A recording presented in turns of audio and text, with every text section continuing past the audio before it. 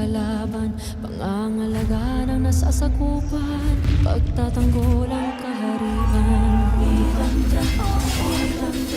Magiting akong isinila at sa bayan ko nakalaan ang tahanan ng mga diwata sa kapayapaan nakatadhana.